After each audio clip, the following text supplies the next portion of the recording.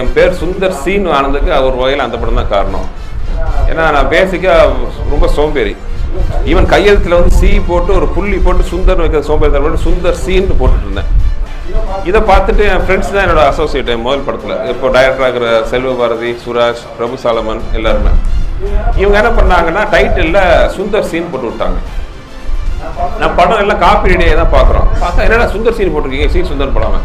இல்லைப்பா நீ தானே அப்படி கையெழுத்து போடுவேன். ஏன்னா அது ஏதோ இதில் போட்டது சி சுந்தர்னு மாற்றிங்கன்னா டைம் இல்லை மாற்றுறதுக்கு. சரி நான் அப்படியே விட்டுட்டோம். படம் 8. இப்போ ரெண்டாவதாக இந்த படம் முறை மாப்பிள்ளையில் பார்த்தீங்கன்னா அவங்க ப்ராப்பராக வந்து ஒரு சி சுந்தர்னு போட்டார். படம் ஊற்றிச்சு.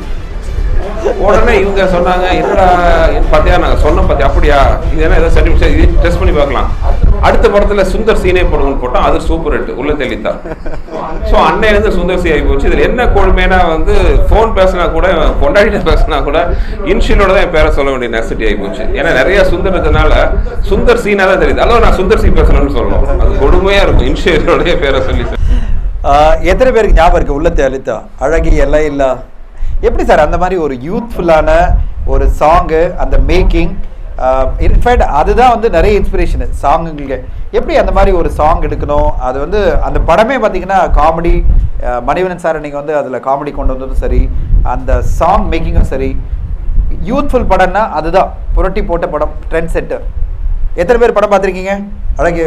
அந்த படம் எல்லாருமே காமெடின்னா அதுதான். அருணாச்சலம் படம் பார்த்தீங்கன்னா திடீர்னு ரஜினி சார் வந்து கம்போசிங்கில் அப்போ சொன்னாங்க, நான் ரஜினி சார் டிஸ்கஷன் இப்போ இது என்ன மாதிரி சாங் பண்ணலாம், இதாண்டா சாங்.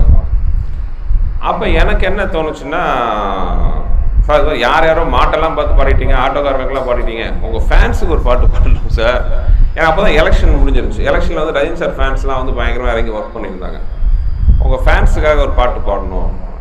என்ன விதத்தில் ரஜினி சாருக்கு அது கொஞ்சம் உடன்பாடு இல்லை. அது வேணாம் இல்லை சார் அது ஃபேன்ஸுக்காக தான்ட்டு வைரமுத்து சார்கிட்ட சொன்னோன்னா அவரும் ஹாப்பி இல்லை கேட்டாருக்கு அப்படியே பண்ணலாம் அப்படின்ட்டு. அதில் நான் நிறைய வரும் லிரிக் டக்குன்னு வர மாட்டேங்குது. என் சொல்லில் குடியிருக்கும் தைரியம் நீதான் அப்படின்லாம் வரும். டக்குன்னு அங்கே போய் ரன் பண்ணுற ரஜினி சார் இது பிஜிஎம் இல்லை நான் ஒரே ஒரு ஷாட் மட்டும் ஒரு லிங்கத்தை பார்த்து பாடுறேன்.